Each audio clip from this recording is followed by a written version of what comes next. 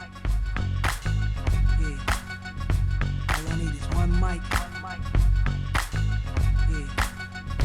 All I need is one mic. Hey everybody, welcome back to a new episode of One Mic, where I watch shit so you don't have to. And today I'm here to talk about season 4, episode 4 of the Hulu original series, The Handmaid's Tale, entitled Milk. So this episode was kind of seems to be like a moment to give us to breathe after the events of episode 3, which were pretty crazy. And this episode really focused, I think, on Janine and how I think the message that we're supposed to get here is how we've underestimated Janine.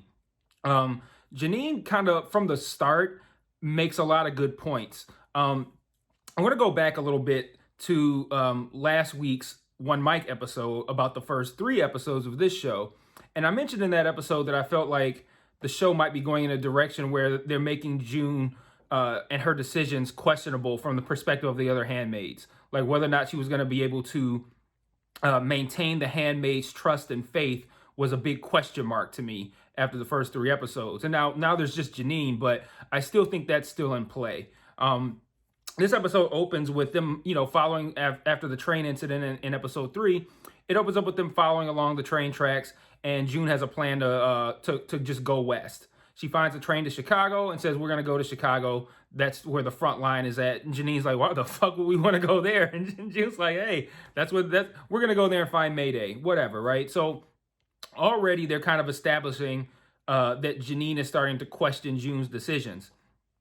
June finds like a trailer, a vat, I guess, one of the cars on the train, and she just dives in. Now already I'm thinking like, why the fuck would you do that?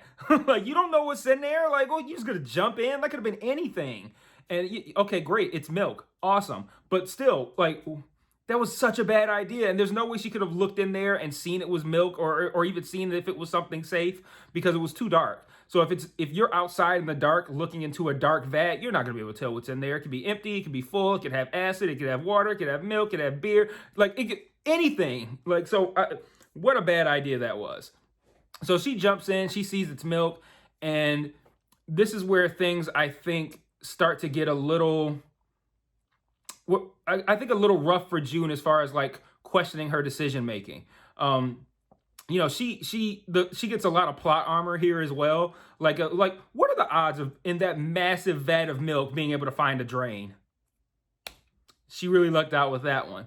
So she drains the milk, and her and Janine get into a little bit of an argument. And Janine makes a point that I feel like kind of goes back to what I was saying last week about losing faith in June.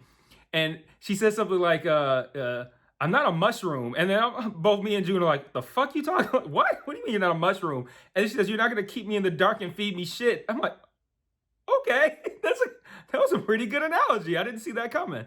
And Janine says, you've made some bad decisions, and she asked her, do you snitch on us about about where we were at? June says, yeah. And then there's a moment where she says, you would have done the same thing.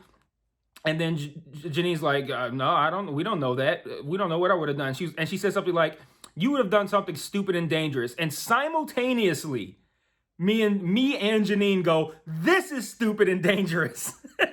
And I'm like, okay, so me and Janine are on the same page here on this being a really bad idea. And then June says something like, I should have left you. And I'm like, a long time ago. And I'm like, see, this is it right here. I'm like, she's too focused on the fight. And I feel like this is going to be her downfall. And when I say her downfall, I don't know what that looks like. That could look like June being captured. That could look like June being tortured. It could look like June losing Janine, which she just so easily bragged about to Aunt Lydia in one of the first 3 episodes. She said something like, she was the easiest one to turn. She ain't even fight back. And that was meant to strike at Lydia, but it was also a strike at Janine about her gullibility, her naivete, which she has. And she has been that way, but she's not that way anymore. And I think that June's insistence on the fight is clouding her good judgment, and I feel like it's gonna come back at her in some way. Whether that's something huge or a big deal, or if it's simply just that Janine decides to tell her to fuck off and leaves and does her own thing. Maybe, who knows? I'm not gonna really try to theorize like live right now, but I think it's an interesting direction to take this show and to take this character being June. And I'm really curious to see how I kind of enjoy these two being together on like an adventure. I feel like this could make for some interesting episodes of television. So I'm kind of looking forward to that. So another thing I want to talk about was there were a couple of things that I didn't like. And when I say didn't like, I mean within the context of the show. Like, I think I was meant to not like June's decision to jump into the milk. Like, I don't think that was a thing where I don't feel like this is a flaw of the show, is what I'm saying. Like, this isn't me critiquing the show in a negative fashion. This is me critiquing June's choices, the character choices that June made. And I feel like June made a bad decision. Another thing I didn't like was this Steven guy. Then when they get rescued, but when the train gets hijacked by these refugees, and they go back to this camp with this guy Steven, and I don't think this is a flaw of the show. So when I say this is something I didn't like, this isn't something that I didn't like as far as the show goes. This is something that I didn't like within the world of the show. That this guy has the nerve to go, sex slaves in America, like a completely ridiculous concept to him. And then within the next 5 minutes, he's telling them that one of them has to fuck him if they want to stay and get food and shelter. Like, do you think this makes you benevolent, Steven? That you're offering food and shelter for the sex in exchange for nothing? I mean, instead of nothing. So somehow you're better than the commanders now because you're gonna offer them a slice of bread, and Commander Waterford didn't. Like, I mind-boggling to me the where this guy is coming from. Like, where the fuck does he get the nerve, right? What a piece of shit. I can't imagine how you can be so on your high horse about the treatment of women in Gilead, and then you're just like, yeah, so hey, nice to meet you. Now you can fuck me or you can go. And then that was another thing that I thought was really interesting too. This episode had a couple of moments where they presented the illusion of choice where there was none.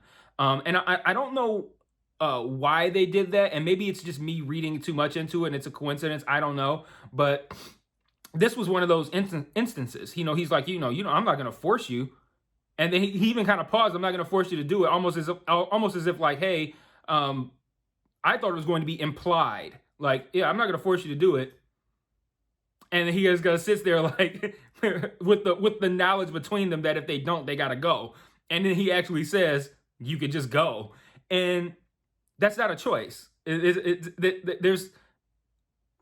can't leave. Like, they really can't. Like, they don't know. They don't have anywhere to go. They don't know where they are. They have no supplies. They can't go. So they don't have a choice. He pretends like she has a choice. Like, and again, that's why this guy's such a piece of shit.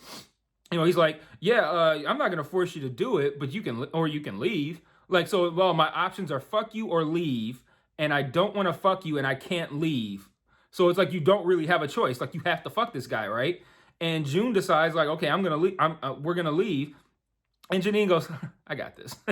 And I watched the after show for this episode, and Ann Dowd, who plays Aunt Lydia, was a guest on there, and she said that after what happens to you in Gilead, when you've had everything taken from you, a lot of these things that mattered before don't matter as much now, and that shows what they've gone through in Gilead and what Janine went through in her previous life with this whole abortion situation. She's lost everything. Like, she doesn't know where Caleb is. She lost her kids that were in Gilead. Like, she doesn't know. She's lost all her handmaid friends. And Ann Dowd said, like, when you lose everything, the things that matter to you before don't matter as much. And so that sex was nothing. Like, it's nothing to her. It's a meaningless act. It's not like it's a thing where, she has to have, love or caring for the person or any kind of feel. It's an emotionless act. That's what they do in Gilead. It's been an emotionless act for her for a very long time. And it's interesting that it was such a casual kind of thing for Janine to do. Like, it was like she, gave the guy 50 cents or something like that. She very casually admitted to doing this.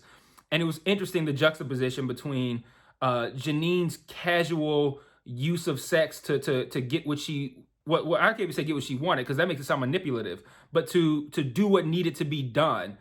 That this was a easy exchange for her, because if you think of what she's been through in Gilead, like this is nothing for her. And it was interesting, the juxtaposition between her and June, because June really grappled with it, ultimately decided not to, because again, she's fighting against this shit. So they're looking at it from different perspectives. She's fighting the good fight. She wants to, get everybody out, save everybody, save Hannah, and fight against all the ideas of Gilead. So she for her, that's an internal conflict. Like, I'm still kind of like going back into a Gilead type mindset if I do this. And I feel like that's how June looked at it. Janine looked at it like, this is what needs to be done. We need to stay here. We need to get this food. We need to get these clothes. And if what I got to do to get us these things is something that I did under much worse circumstances in Gilead for an indeterminate period of time, hey, no big deal. So it was interesting to see the difference between their goals and what they were willing to do to achieve them. And I think that's going to continue to be at play as they continue to move forward together. And I'm interested to see how that works out. But cycling back again to the other instance of the illusion of choice, which was in the abortion clinic, the first one that she goes to. And, the woman says, we don't do abortions here. And then says something like, but you have time to decide what the right decision is for you. Well, if you don't do abortions, she only has one decision, which is to keep the kid. Like, there's not, like, so it's like, it was like, on one hand, I'm serving you like steak and lobster, and it's like, oh, you have all the choice in the world and you have the time, and I just want to help you make the right decision. And the other hand is stabbing you in the back, because there is no other decision, because the only decision is to keep the baby, because they won't do the abortion for you. So I thought that was interesting that they had this kind of illusion of choice kind of come up twice in this episode. I don't know what that means, or if it means anything. I don't know. But yeah, so those were things that I did not like within the context of the show. Just, character decisions and things like that I think are going to be interesting for the show going forward. Now, there is one thing that I didn't like for the show as a whole. And it's a very small quibble, but it's something that popped up in the first 3 episodes as well, which is, again, this constant recycling of the same emotional moments. So, like, I mentioned in the previous video for episodes 1 through 3 that they can't keep doing this escape, captured, because it's not going to mean anything to me anymore. If they get captured again by Gilead, I'm just going to be sitting there like, okay, well, this is like the 18th time this has happened. I don't give a fuck. Like, you can't have that just keep happening and keep happening and keep happening. Like, you have to progress this show forward. And right now it's kind of in a loop, and that has to end right now. And they're trying to, I hope anyway, trying to end this loop and move the show forward. It kind of feels like they're pedaling in place a little bit with this, escape recaptured thing. And then they have a moment in this episode where the camera starts from behind June, and it's like through some like pipes or something that are stacked up behind her, and we see her on the other side of the pipes with her back to the camera. And she's already changed into the normal clothes within this camp. And the camera pans forward, and it moves to a shot of June looking down at her handmaid clothes. No, we already had this moment. Like, I feel nothing.